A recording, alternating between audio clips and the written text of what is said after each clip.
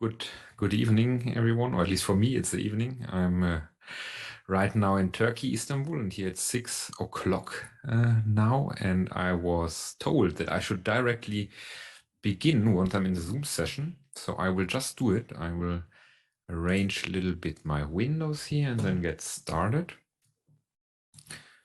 And yes, I'm very happy to be here at the Jakarta 1 virtual conference. In-person conference would also be cool, but virtual conference will also work nicely, I think.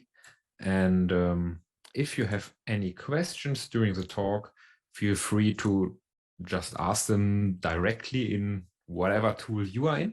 And I will try to answer them as soon as they arrive to me. Yes, and then we can try to keep some interactivity open if possible, and if this is something what you desire.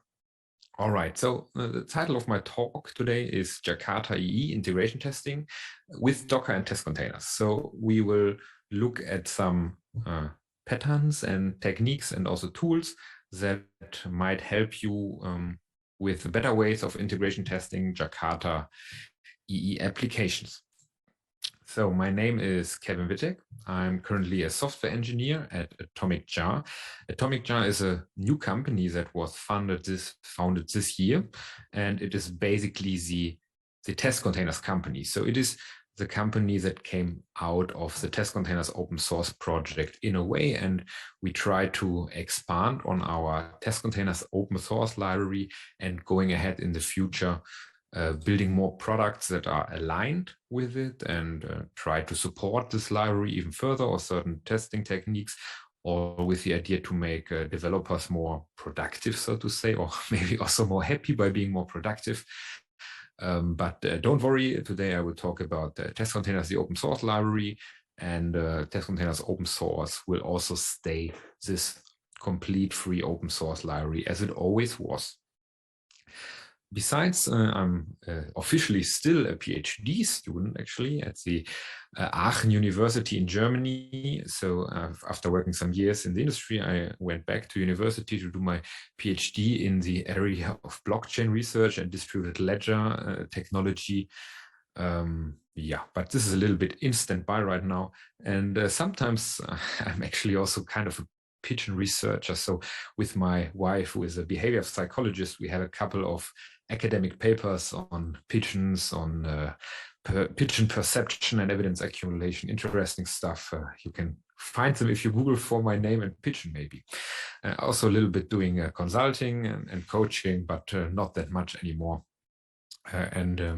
Yeah, I'm here also in my role as one of the test containers maintainers. And in general, I'm a big fan of open source, the open source community in general, and of course the open source Java community in particular. I'm Oracle Groundbreaker Ambassador, and I'm also LinkedIn Learning Trainer, and there I have a German language course on Jakarta EE basics. So I'm not too deep in Jakarta, I must admit. I have been many years of my professional life, I have been more in the Spring Camp. So I was very intrigued to also look at how test containers can support the Jakarta community and make testing of Jakarta applications more enjoyable, maybe. Yes, but we will see what we come up with here, if it's more enjoyable or not. Okay, so in my opinion, what it should look like if you join any new project, but particularly maybe a new Java project, and could be an open source project, but also in a company, you should be able to just check out the repository and then build it with a build tool of your choice, Maven or Gradle, and that's all. Then that's all that should be required from you as a manual step to be ready to contributing to this project afterwards.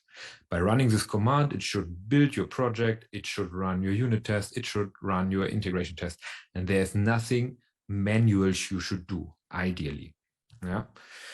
So I think nowadays in the industry, it should look like this. But very often, if you join a new team or a new project, it looks more like this. So you will be pointed towards some Wikipedia page in the intranet wiki and so on, some Confluence page, and you will have some longer written instructions that you have to follow. Okay, you have to install this application server, you have to configure it like this, you have to install this database, you have to load this database schema, etc. A couple of manual steps, sometimes combined with some scripting maybe that pseudo-automate some things, and half the things are broken. Then you will ask someone, they will tell you, oh yes, of course, the wiki is not up to date anymore. What you have to do is this and this and this. And yeah, that is not really an enjoyable experience. It's also not a professional experience. And especially if we consider open source projects, that makes it very hard for newcomers or people that just want to contribute a small patch to actually jump in, contribute something quickly, a pull request, and then jump out again. So that's not what we want anymore. And what can we use in the Java world to go a bit away from this and more towards this complete automation where everything is described as part of the repository, so we can look in the infrastructure world, into the Linux world, into the Docker world, and use the tooling they have there available. So mostly Docker and container technology. This can help you, can help us a lot, because it's a great standardized way to automate certain things, certain infrastructure-like components, or certain applications that are not our Java applications. And therefore, we want to look at integrating Docker with our Java code, more or less. And the best way, in my opinion, but of course I'm obviously biased, the best way to integrate Java code with Docker, especially in the context of testing, is nowadays probably Testcontainers. The Testcontainers open source library, and we will look at this library today. Okay, so I said I want to have a good development experience. It should be checking out and directly being able to develop. But now I'm bringing a testing library in there. Why is this so? So this has to do with how I think about testing. And if we would now see each other and I would sit with you in a room, I would ask you, why are you testing? Yes, why do you test your application? If you test it, if you even test your application, and then the answers could be different. So some will say, okay, I'm testing to find the bugs, or I'm testing so that in the future I won't introduce new bugs as regressions. And then there are others that just say, okay, I have to write tests because the boss said I have to write tests. The boss said we have to have 80% code coverage. So I'm just like writing tests that go through all branches of my code. That's the reason, like, I'm optimizing for the wrong metrics. Some will even say, like, what, I'm a developer, why would I write tests? I don't have to write tests. We have testers for this, yeah. But me personally, I really, really love writing tests and testing, because for me, it's really the best and most productive and most enjoyable way to get early and constant feedback about my code, about the code I'm writing while I'm developing. And I felt like this since many years, actually, since I discovered TDD in university, and especially TDD with unit testing.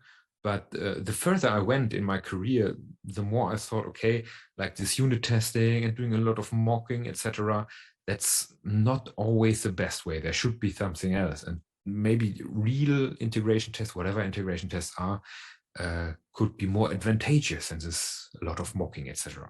So that's why I tell you about testing and test containers and testing libraries, not only to make you give you a better role as a tester, but also to make you as a developer more productive and use testing as a tool for your development lifecycle. All right. So let's talk about testing, and let's talk a bit about pyramids. And there's something very, very nice I discovered lately in a very obscure documentary I've seen on Netflix.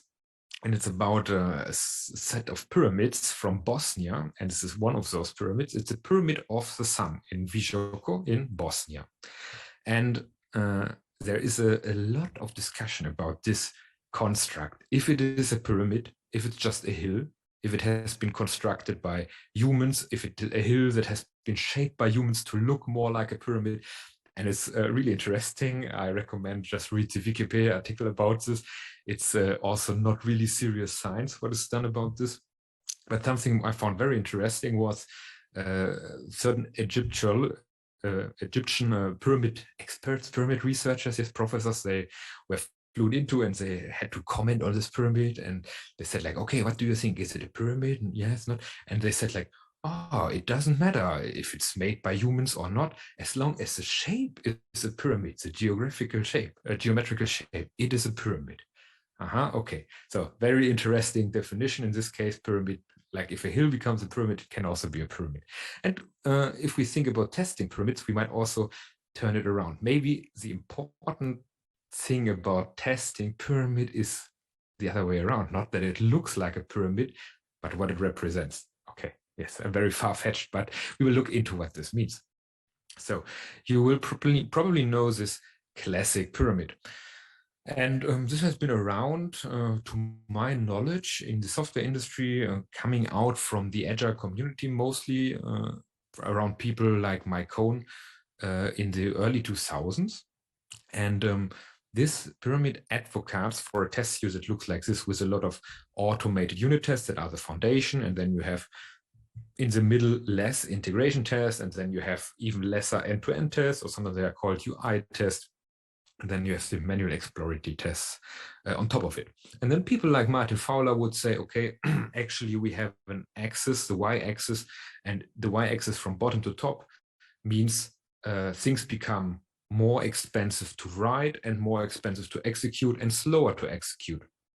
And that's why this pyramid is an optimization. So this pyramid shape is an optimization. You want to have many cheap unit tests and then lesser integration tests, because they are harder to maintain, harder to write, harder to run. And this has been kind of a certain assumed truth in the industry for some years, or in part of the industry at least. That seems to me. But maybe nowadays we should also start questioning this even further. Because in recent years, we see the emergence of new pyramid shapes. Yeah. So like this testing Honeycomb, for example, Spotify advocates for this, and they say the test suites of their microservices have roughly this shape. And they also give the levels different names. So the bottom implementation details, these are the classical unit tests that look very deep into the code, are strongly connected with it. Then they have a lot of integration tests, they say, and then they have some integrated tests. Integrated tests are kind of an anti-pattern, and they define those tests as those that fail based on behavior outside of their control. So for example, if the test environment changes in a certain way and so on, and they want to minimize those, yes? Because it's not nice to have tests that will fail outside of your control. So you make a change in your code, tests fail, and then you don't know, okay, did my code make the failure, or did something in the environment change and therefore it failed now? So those are not good. They give you a lot of insecurities in your test suite. So they advocate for integration tests, for which they use test containers, yes, that allow them to get a very defined state and very defined environment, infrastructure as code-like approaches. And then they say it's great to have many integration tests, because they allow you to make extreme refactorings of your services, of the inside components in your services, especially when they do integration tests from the outside public APIs. They can throw away whole microservices, put new in there, and have still the same test suite. So that's what they advocate for. And it's a little bit logical if you think about microservices. So microservices, if you compare them with a bigger monolithic application, have in relation a higher integration surface compared to the actual application core. So then it makes sense that also in the test suite, the ratio changes and you get more integration tests, because you have a higher integration surface. And you are doing a lot of assembly in microservice architectures, where you want to assemble different components, different microservices, or different products, databases, and so on, and check the interaction with them, rather than writing a lot business code yourself. Okay, and then last but not least, this is a shape that comes from the JavaScript community, mostly, to my knowledge. So Ken Dodds posted this or tweeted this, and the honeycomb-like shape is still the same, I would say. But what I found very cute is that he adds this block, this static block at the bottom, and they say these are kind of tests that a static language and a type system brings to you. So because of having a statically compiled language and type system, certain classes of failure can't happen. So these are implicit tests. If the compiler does it for you. And it's a nice way to think about it. I think proponents from dynamic languages would argue differently, and they would say, okay, maybe those kind of bottoms or static tests that come out of the compiler, they don't capture the important classes of bugs, yeah. But still, it's a nice way to think about this, I think. All right. And if we dive a bit more into testing and think about it, then we might realize, okay, tests are actually much more multidimensional. It's even hard to classify them in those two-dimensional shapes where we have, okay, these are unit tests, and then some way going to the y-axis, they become heavier or whatever, and then they become suddenly integration tests based on some kind of property.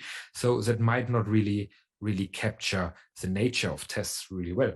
So there seem to be at least 3 dimensions I would identify. And yeah, we have something like universal integration, whatever that means. And then we have another property, which is opaque box, closed box versus transparent open box tests. And this means, okay, if I can look into the state of my system and assert against the inside state, or if I just have to look at my system from the outside and assert against these outside states. And then we have something which I would call in-process testing versus out-of-process testing. And in-process testing is where my tests run, for example, in the same JVM process as my application or as part of my application code. And out-of-process, I have to go via RPC calls, more or less, for example, over the network, doing HTTP calls from a testing process into the process of my application. And with this in mind, we can think about some possible technical definitions for integration tests, even if integration test in itself is maybe not a really useful category, but still we have as an industry are stuck with this more or less. And I like also in the context of this talk, think about integration tests at those tests that interact with external systems, external dependencies. For example, when for my testing, I have to launch the application server, when I have to launch the Jakarta EE application, testing against this running application feels for me very much like an integration test. Or when I'm testing interactions with bigger subsystems, like the subsystems that a Jakarta application server would bring, like the JPA or whatever, yeah, that's very integration testy. And especially then those classic examples like interactions with outside external processes like the database that is running as its own program, calls I have to do over the network, or interactions with a file system, also very integration testy. Okay, but yeah, this is a rule of thumb thing, and I think in reality, we need much better definitions as an industry of unit tests and integration tests, and the current ones seem to not cut it. And I just found actually a blog post from Martin Fowler, where he also talks about unit tests and what he feels is a unit test, and he calls them isolated tests and socialable tests or something like this. And then something I found very interesting, where he said, like he's in his opinion, a unit test, if a unit test can talk to external resources and this is fast and stable enough, it's fine, and you can still call it a unit test. Yeah, and now I would argue with tools like Docker and then Testcontainers to instrument them, we can, maybe because we can start containers in a fast, reliable way, we can just use the containers as part of our unit test and still call them unit tests, not integration tests. Yeah? But this is a semantic thing we as an industry, as a community, have to learn and define for ourselves. All right. Enough of the theory. Let's go into test containers. And yes, I will try to speed up a little bit so that we also come to the live demo. Don't worry, you will see some live demo stuff. So, but before, some more slides. If you have any questions in between, just ask. I will try to answer, because so far I haven't received any, and I would be happy to get questions. And if you just want to share that you're already using test containers and having good experiences with it, I would be also very interested in it. Or the other way around, if you say you're already using test containers or you wanted to use it and you can't use it for some kind of constraints you have in your company or in your application, I would also be very interested to learn about this, and maybe after the talk, discuss with you how you can maybe integrate it better with your use cases. So let's look at test containers, the Java library, and the API, the vanilla-like API. We can use it. So it's an object-oriented abstraction over Docker containers. And as you can see, we can just instantiate Java objects that represent the containers. And then we can instrument them just as you would expect. So you can start them, you can stop them. Yes, that's it. We can configure them. We can say, okay, we want this container to have a certain port open, then I want to interact with this port, and a lot of stuff you can do there. You can check out the docs to learn more about this. The starting is very important, that the starting will not only start the container, but it will also wait and assert a ready state of the application inside the container. This is very useful because starting a container means starting a process. Starting a process is a very different thing of an application being ready and being ready to be used in your test. Yes, just think about the Postgres database. The process starts in a sub-seconds, but it might take a couple of seconds until the database is ready. And if then your tests already start hitting it, then you're ending up in a world of pain. Yeah, so very convenient that test containers waits for the application to be ready, and you can configure how it waits, and we will even see how to do it very nicely for Jakarta application. Okay, there you saw the like vanilla API, like I would call them. And here is a JUnit Jupyter flavor. So we have integration with the test frameworks. And in this case, you don't have to start and stop the container by yourself, but you can start and stop using the mechanisms of the test framework. So for each test method, for each test class. But I must honestly say you should really consider when this is useful and when this is not useful, because starting and stopping containers for each test, or sometimes even for each test class, tends to be very expensive still. So it's much better to start containers once for the whole test suite, run all your tests, and then tear everything down. And we will also look in the live example how to do it. The question about Aquilion I will answer in a following slide, at least to my best of my knowledge, because I'm not an Aquilion expert, but I will tell a little bit about it. Okay, a bit more about test containers. So test containers Java has been released in 2015. It's 100% open source under MIT license. So everything is MIT licensed, or everything is open source. In test containers, some third-party modules that are not in our core repo can sometimes be under a different license, of course, like Apache license or whatever. But test containers Java, completely MIT licensed. We have many external contributors, also 313 by now, 53 releases, very active open source project.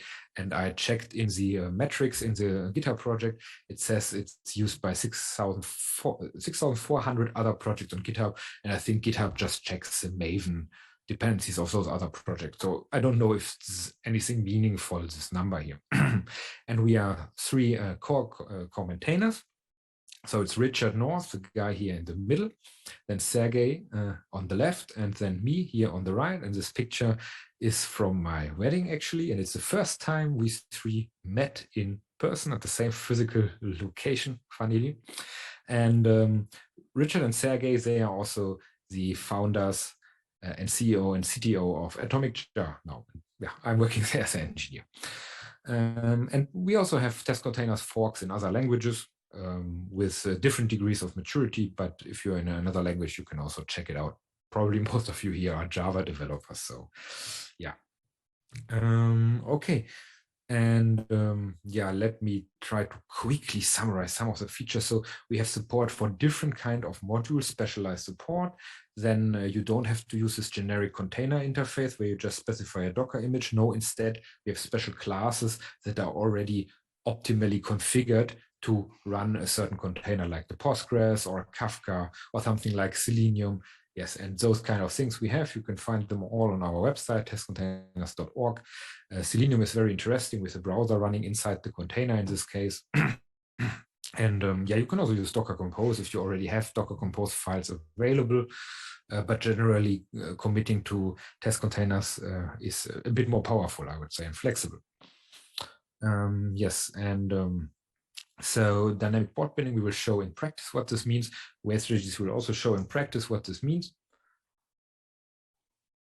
And then a nice thing, it works really on all environments, or all major environments. So Docker for Windows, Docker for Mac, the classic Docker on Linux, but also setups like Docker machine or having a Docker host environment variable set with a remote Docker daemon.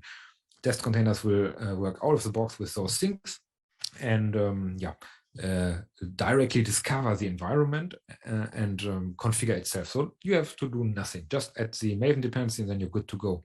So we are running on all the different platforms, Linux, Mac OS, and Windows 10 even with named pipes. So if you're running Docker with named pipes. 1 second, I have to sneeze. Okay. All right, so now a little bit about the maybe existing testing ecosystem on Jakarta. Of course, we have something like JUnit, and JUnit, besides the name, can of course be used for more than a unit test or classical unit test, but just for defining and executing tests, all kind of tests. So we will also go on using this. Yes, we have Aquilion, and I'm not 100% an expert about the current state of Aquilion. So back then, I know there were some problems that it was not compatible with JUnit Jupyter, etc. Not sure how the maintenance status of it is right now. The main difference is that, as far as I know, Aquilion has one mode where you are doing in-process testing. So where Aquilion can inject beans and so on into your test classes, and then you can interact with them directly, like what we know from the Spring Boot testing framework, for example. So test containers won't do this. Test containers is always out of process. But as I know, Aquilion also has an out of process test mode. So probably test containers is a bit similar and maybe in some ways cleaner, but I can't comment 100% because I don't know enough about Aquilion per se. And some of you might have heard about Microshed testing. Microshed testing actually uses test containers underneath to spin up the Jakarta or Java EE application servers in Docker containers. So it's completely test containers based. And then it generates those proxy classes for you to interact with your REST controllers or whatever. And it's also a cool project, but I would recommend that you first learn and understand the flexibility and the capabilities of test containers before you decide to use Microshed, because Microshed also has certain limitations. And yeah, what we will look at today is a test containers based test setup, I would say. And then this is a combination of JUnit together with test containers and REST assured as a REST client and asserting the responses of the server basically. And we will look at a setup that is something like this. So it will be an out-of-process test in the form of a opaque box, yeah, so closed box principle. So we will have our JVM process, we will have our JUnit test, and the JUnit test will use just normal Java code to instrument test containers to create our environment, set up the containers we need. And we will need a Jakarta EE application and a Postgres database. And then test containers will use the Docker API to talk with some kind of Docker daemon, which I didn't show here now. So it will use Docker basically to spin up those containers and configure them in a way. And they will be connected in the same Docker network so that they can see each other. Then they have the Jakarta will have a JDBC connection to Postgres, and we will just use our public REST API to then test our Jakarta EE application. All right, and yes, some minutes left to check out the demo. So I'm having a very naive example application here, but we will be able to see the general gist of everything. I'm having Maven, and if you want to use test containers, so all you have to do is add the Maven dependency or Gradle dependency. We have a bill of materials, just like JUnit Jupyter has. So I added the bill of materials, and then for the individual dependencies, I can leave out the version, but you don't have to use it like this. And yeah, we'll use JUnit Jupyter, rest assured. And then here we can see these are the different modules we want to use, the different test containers modules, Postgres module and the JUnit Jupyter module. All right. And then the application is a Jakarta EE application. And so we have a couple of services there that don't do anything particularly interesting. We have one, this book controller that does JDBC interaction with the database, with this book repository. So it's like, yes, as simple as you can imagine. So we have a book entity class, a JPA, and it had two fields. Like, it's not about the complexity of the actual application, but just that you see all the parts together. So we have a book class, and then we have a book repository that uses JPA to interact with the data source to to save those entities in a relational database. And the controller exposes this accordingly. And then we have a couple of other endpoints that don't do anything particularly interesting. So Turing controller, for example, just gives you the Turing Award winners of a certain year, and it uses an in-memory data structure. So nothing especially interesting on the Jakarta application side. So let's look now at the test. All right.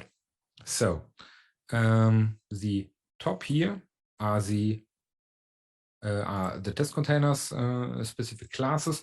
I'm now using the JUnit Jupyter test framework integration of test containers. Just as an example, you don't have to do it like this, but just as an example here.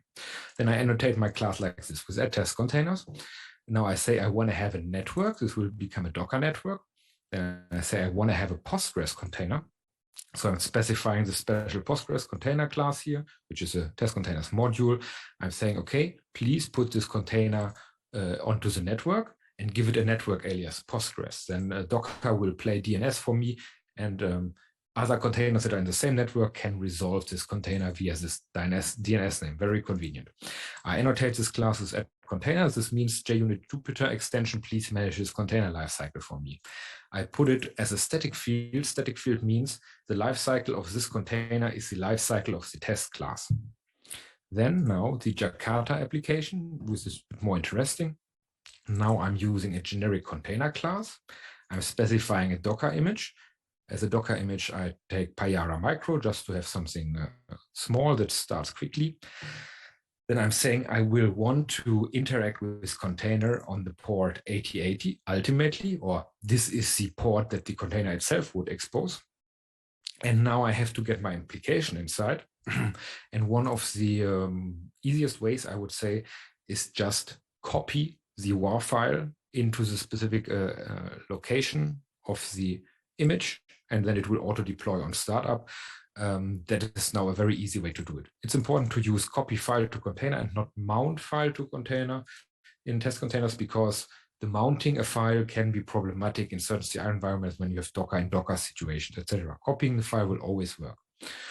So this will work nicely, but of course you could also consider throwing your own custom image in here. So maybe you're already building Docker images that have your deployed exploded WAR file in there. Yes, then just specify this, then you don't need to copy this. Okay, now this is quite important. This is now configuring the wait strategy for my Jakarta EE application. And I can say, okay, when the container locks, Payara Micro ready in, and then there are some dates like in how many seconds and so on. I know when this log line has been locked, I can be very confident that the application is ready and I can start interacting with it. So here we go. Then the next part is interacting some environment-specific properties of the application using environment variables. That's very, very good. So if you have a Jakarta EE application and you use a configuration mechanism that allows you to configure certain properties with environment variables, use this because it gives you so much more flexibility. And in this case, I'm configuring the database connection specific things using environment variables because I'm using this data source definition annotation in my Jakarta class, and then I'm using this callouts here with env. So since I'm not the super duper Jakarta expert, I don't know if all Jakarta Application Server supports this? Or is this part of the spec, or is this something Payara specific? Maybe one of you can tell me about this. I would hope it's part of the spec and all application servers support something like this. Okay, I know it will be, in this case, it will be test because I just know it. Postgres container has those values, but I could also say, wait, I could say here, with database name and password, if I want to customize it, I could do so, which I'm not doing, And I can now even hard code the JDBC URL because they are connected in this own Docker network, and then I will know it will be reachable there, thanks to DNS.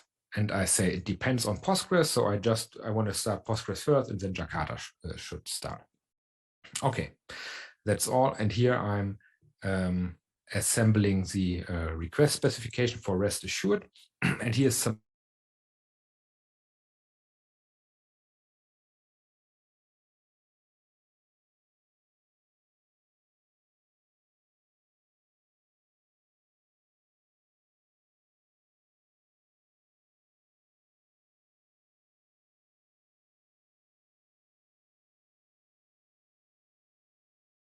AT80 on a free port dynamically using the publish port feature from Docker. And then through this method, we are able to get the actual map port, which will be something like 60,000 something, whatever. Okay. And then we have the URL at which we can interact with our Jakarta application. And yeah, now we see here a couple of rest assured tests. And yeah, this is a test that just checks status code 200 more or less at a certain endpoint. Testing the Turing endpoint, and here some database interaction where I check, okay, I can list the books, then I can save a book. And then if I check the list again, it has increased by 1 more or less. So let me run this now. There was a question if I can share the demo on GitHub. Yes, I can, I will, I have already done so. I will show this in a bit. So it's already, if you check my GitHub account, it should be there.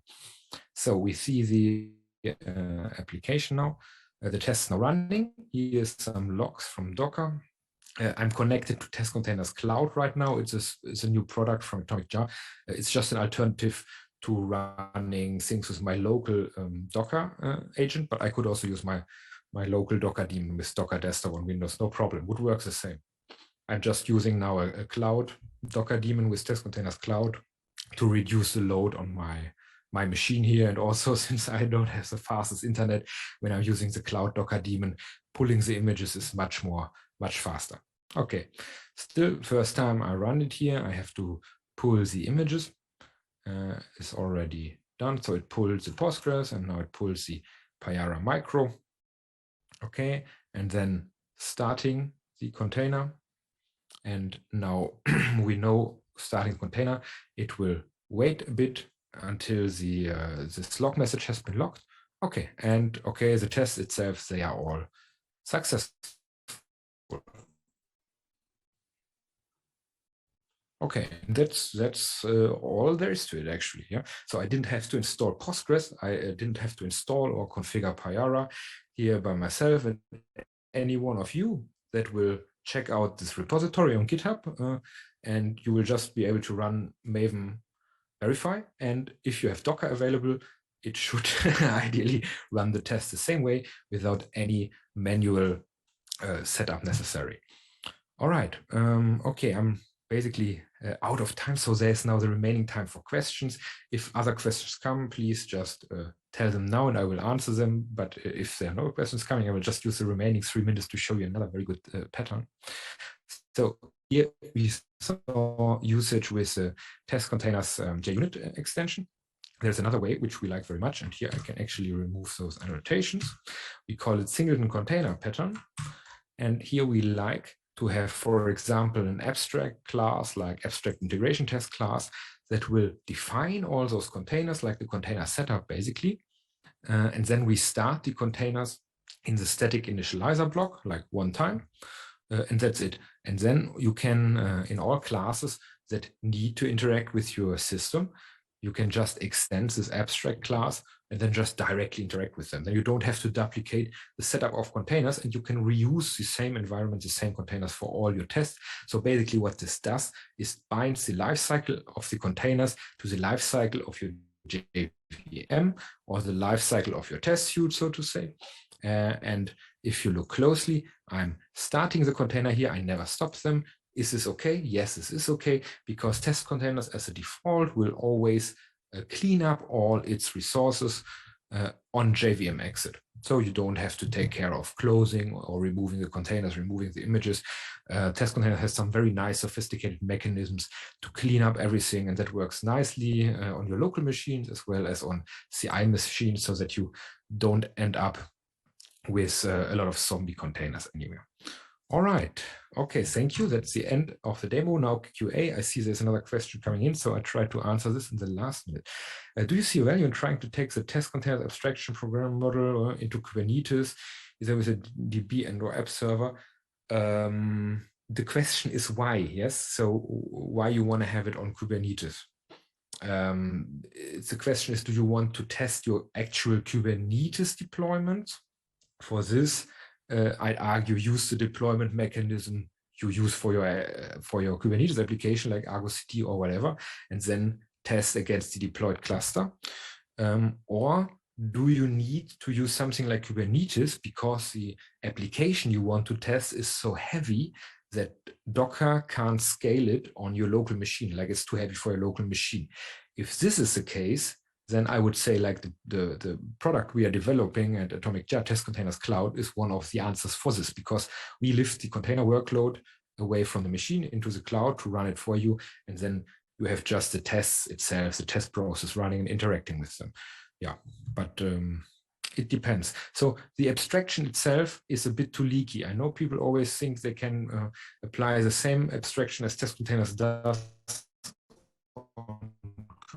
Kubernetes, or also on things like Podman and so on. And in theory you can, but the edge cases are problematic.